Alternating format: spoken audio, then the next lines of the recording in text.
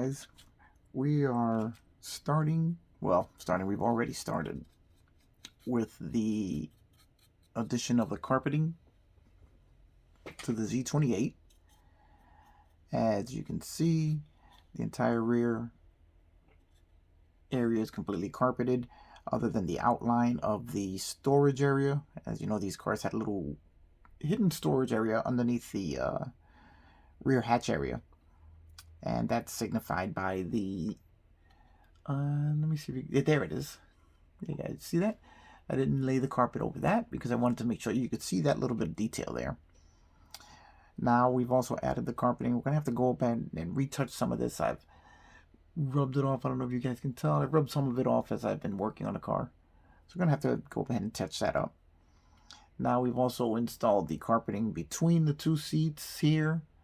We've almost completely done with the driver's side. As you can see, the car has paneling on, carpeting on the door panel. It's got carpeting coming over the wheel hump here. That comes right up to where the passenger compartment, right into the rear seat area. The carpeting also covers the lower half of the transmission tunnel. So it's coming out pretty nice. So I'm going to go over this. I'm sure if you guys watch my videos, you see me do this 100 times. But just in case you haven't, I'll figure I'll just go over it again and show you exactly what I use and how I do it. First thing we do is grab us some embossing powder. This is what I like to use now, as opposed to using flocking powder. And this is much neater and easier to deal with, and comes in a wide variety of colors also. Then we get our Mod Podge. Because you can't do it all with you can't do without Mod Podge. Although you can use any sort of white glue will work fine. Some people even use paint. They'll paint the part you're going to cover in the same color as the carpeting, and then just lay the carpet and let it stick to the paint. So basically what you're going to do is you're going to put some adhesive on the floor here, and then you're just going to pour the carpeting on top, making sure that you only put the adhesive where you want the carpeting to stick. So we're going to start, we're going to take the white glue, we're going to saturate it with water because we want to thin it out a lot. We don't want huge clumps of glue there. And then basically what we're going to do is just paint the floor with the glue. And that is going to allow, is where we're going to be pouring the embossing powder.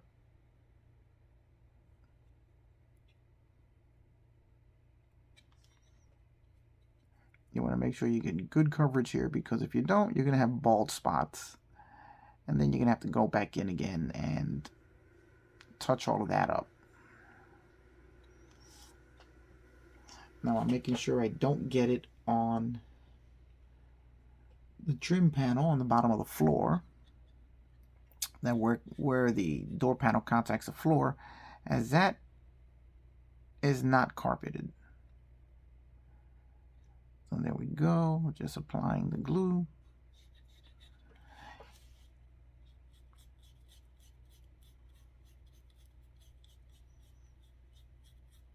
Really very, very simple procedure.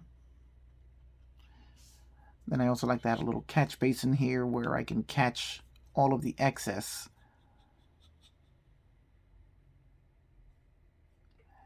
And just pour it right back in, because you're not going to use anywhere near as much as it appears. You get a lot of mileage out of one of these bottles.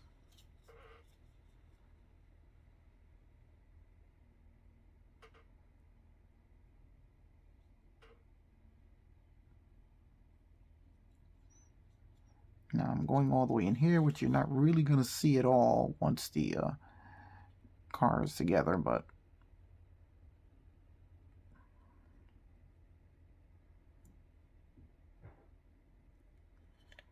there we go. And then we're just going to lay a little bit here because I kind of like the way that looked on the other one.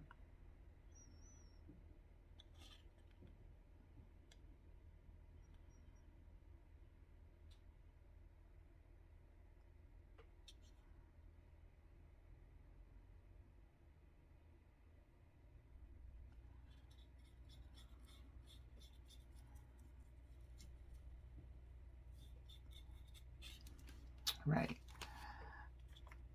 Now, basically, this is all you're going to do is just pour it all right in on all the areas that you just applied the glue to. Don't worry about pouring too much in there because you really want to cover everything.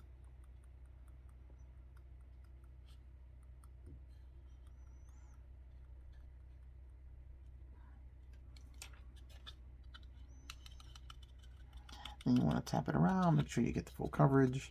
As you can see, the hole that the pins that you mount the seats to in the floor are allowing the embossing powder to escape. You really want to make sure that you cover everything so that you have a nice smooth bit of carpeting. Now you may get some bald spots, as I said before, and that's just going to require a little more application of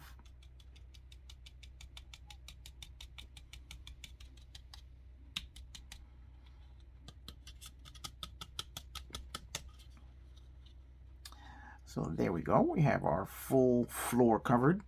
Now you may notice that there is a bald spot here that I'm not concerned about because the seat's going to cover that. So I don't generally concern myself with covering too much of the areas that you won't see when it's under the seat, because I like to leave a little bit open so that the seat will actually be able to glue down to something. You'll have a better gluing surface if you don't have the embossing powder in the way. Now comes just the process of removing all the excess.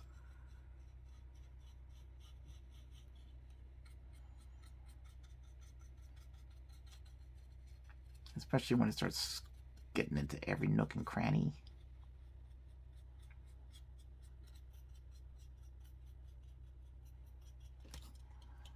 Always tap it out.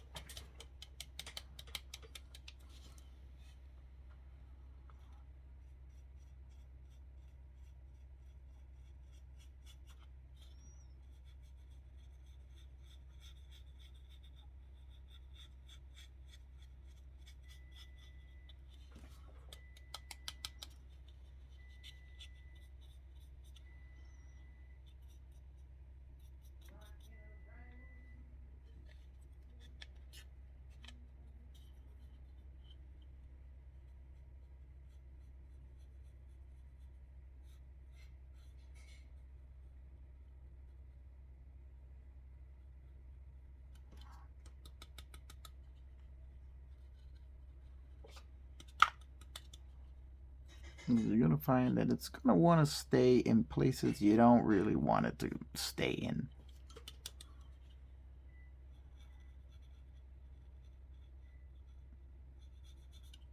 Which means that you're just going to have to do some cleaning up. And I'll admit this is the part that takes a bit longer than even applying the initial carpet, because you want to get all this excess out of here so that it looks neat and clean.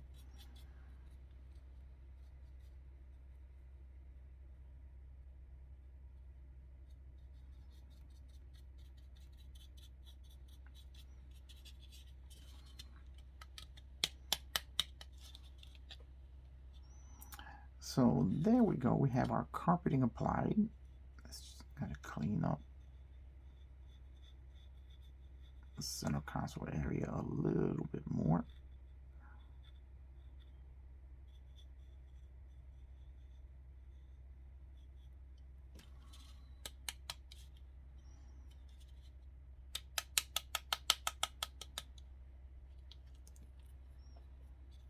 There we go. Once it completely dries, you're going to find that it sticks very, very well.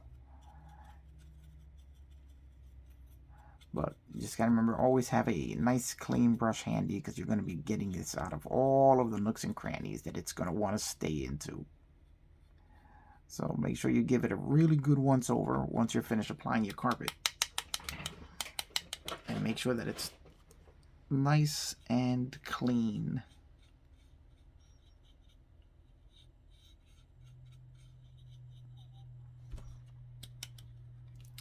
And there we go, guys. We have our carpeting applied on the passenger side. Quick and easy process. Maybe adding some floor mats to this thing. Haven't decided yet.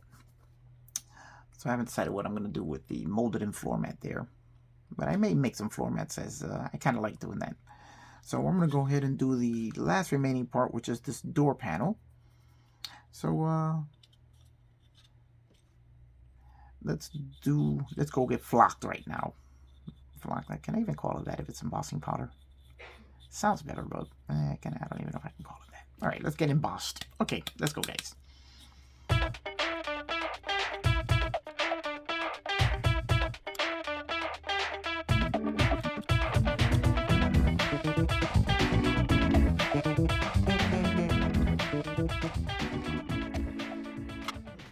All right, guys, there we have all of our carpeting done in the passenger compartment. All I'm going to do now is a little bit of touch up here and there, and we are done with the carpet.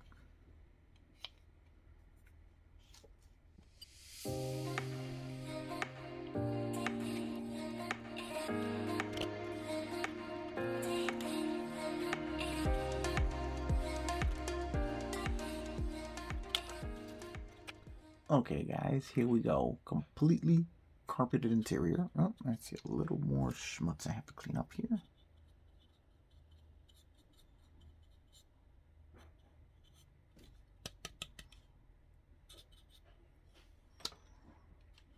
Completely carpeted interior. Really gives a good look to the cabin. I think this is one of the largest that I've done that has required more flocking powder than almost any other car I've built. But I think it looks pretty cool. Okay, let's move on to the next step. Before we do that, we're going to show you. You see, it looks like you used quite a bit of it. Well, not really, because we're going to put all of this right back into the bottle.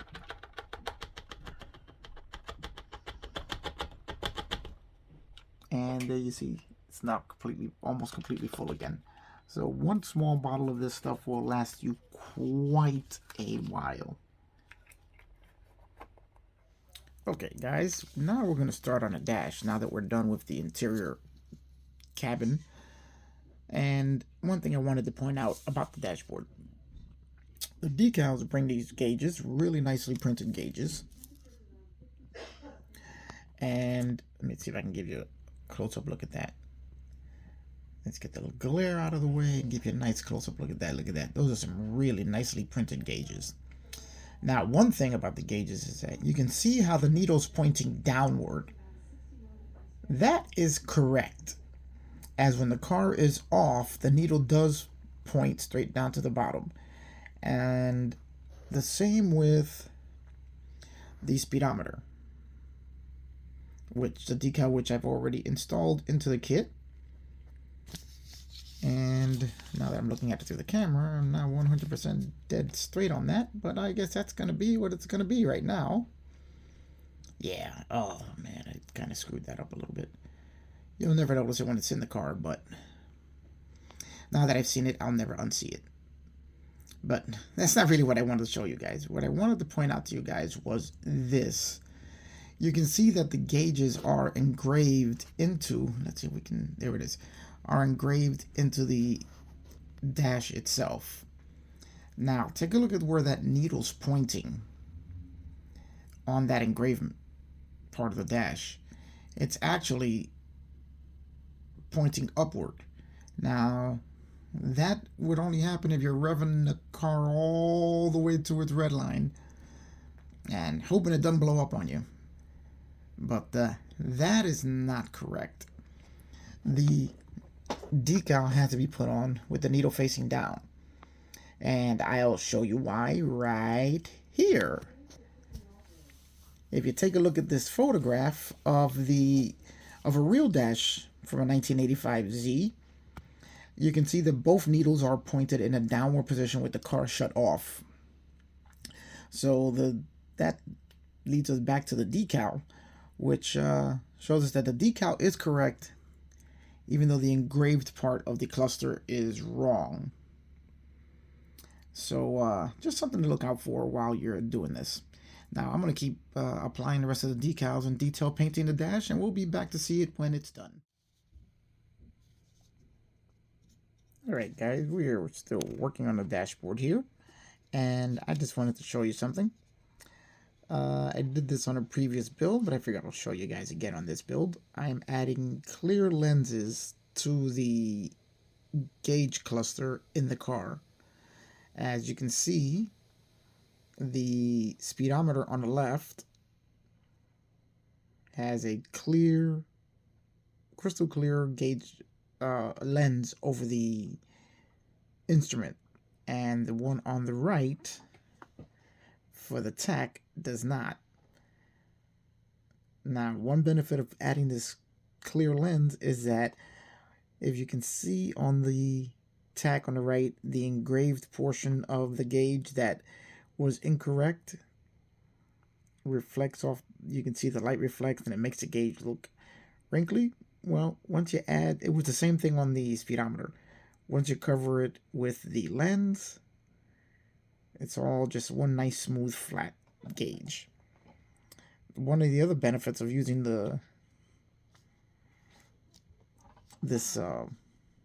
what I'm using, which is Bondic, which is almost like a clear UV resin that is cured using the UV light that comes with it. Oops, let me just turn that off. Once you pour the Bondic into place, you cure it with the UV light and it forms a hard shell. And it looks really good, and the slightly yellowish color of the Bondic actually looks like the color of the gauge cluster on these old GM cars. So not only does it help to give you a more realistic gauge, it gives you the right coloring too. It's kind of cool, because the gauge was white the same way as the tach is now.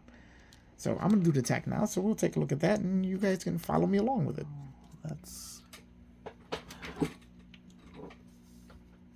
We're going to put the Bondic into the gauge.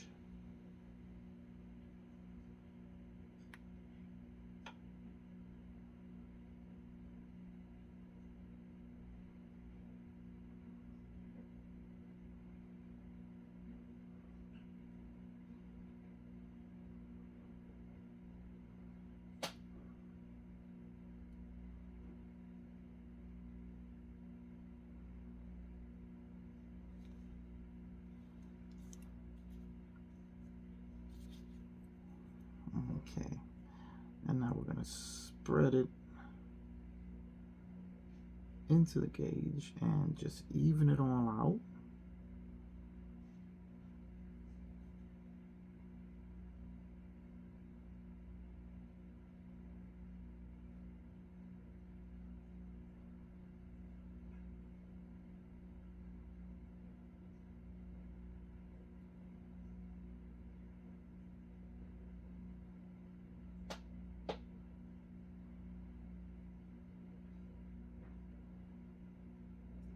Now we'll let it level out a little bit.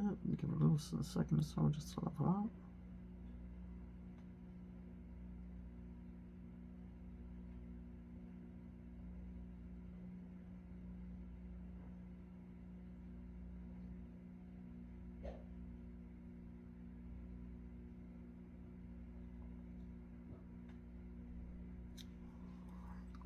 go.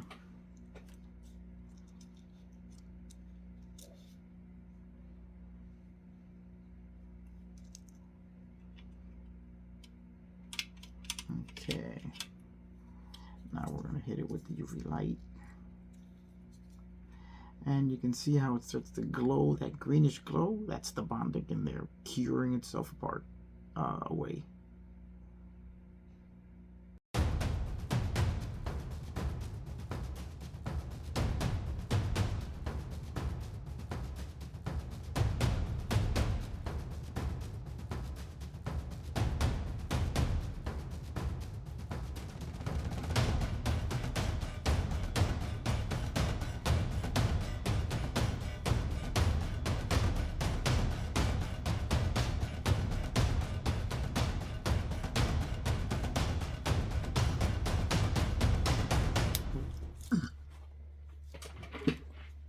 Okay, guys, here we go.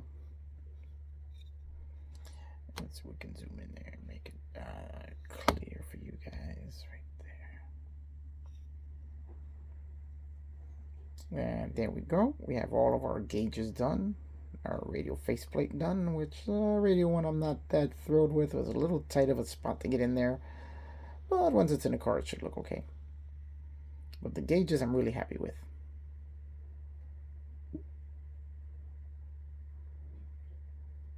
Very, very happy with that. Just another little trick to try and give a little more realism to the model. Let's get rid of this. Now we'll take our helping hands here, which really did help us. And we're going to install our steering wheel into the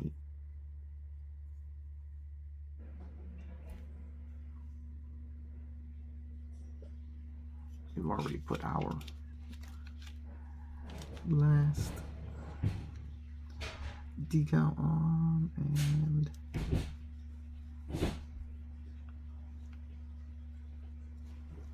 okay, guys, one thing I got to point out about this kit. In this current step, we have to install the steering wheel and the steering column. Now, one thing I've noticed from installing the steering wheel is that the fit of the pieces is incredibly tight. I actually had to shave down the mounting pin for the steering wheel, which I'll show you right here in the instructions. I had to shave that down a little bit just to get it to fit.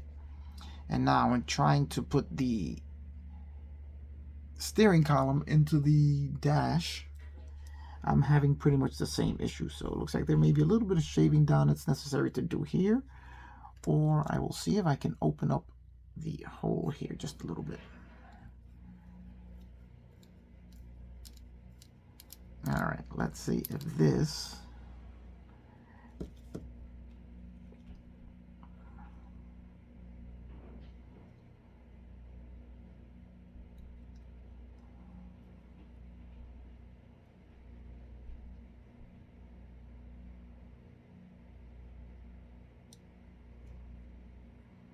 I'm not sure we are all the way in there.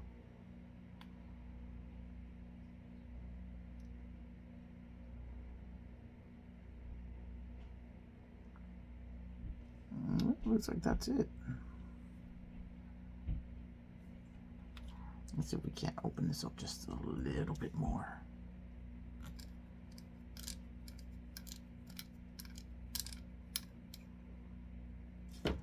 There we go.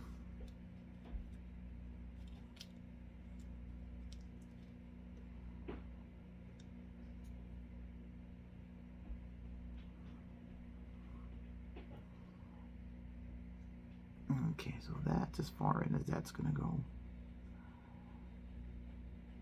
So here we are definitely going to need to glue this in. Alright guys, now the dash is done. You can see everything's all in and ready to be installed into the interior. Okay, now one of the things that I've just noticed here after installing the dashboard is that it seems that the tub, the interior tub, is a little warped. See that there? Compared to that one. Looks like they should be meeting the dashboard there. So that the dash can sit inside the notches here. I'm not really sure how that's going to affect mounting the body.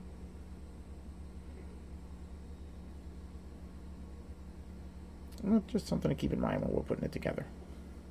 I'm not going to glue that in yet because I may be removing that to put floor mats in. But let's get a quick look at our mock-up here.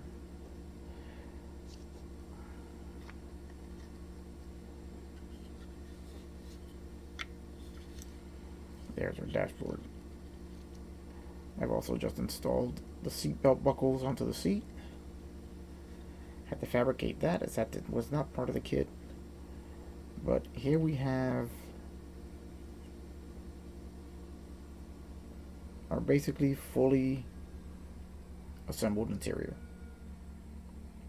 Okay guys, that's gonna do it for this video. I think it's gone on long enough and we still got a lot more to do. So I'm gonna leave you with a few beauty shots of the interior and gonna say my customary, I will see you on the next one. This has been a lot of fun and I'm really enjoying it and I hope that you guys are too.